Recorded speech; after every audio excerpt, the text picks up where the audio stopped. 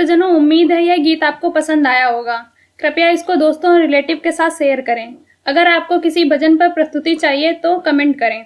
हम आपके लिए इस चैनल पर उस भजन को प्रस्तुत करने का प्रयास करेंगे। अगर आपने हमारे YouTube चैनल को सब्सक्राइब नहीं किया है तो तुरंत सब्सक्राइब करें और बेल आइकन दबाना बिल्कुल ना भूलें। धन्यवाद।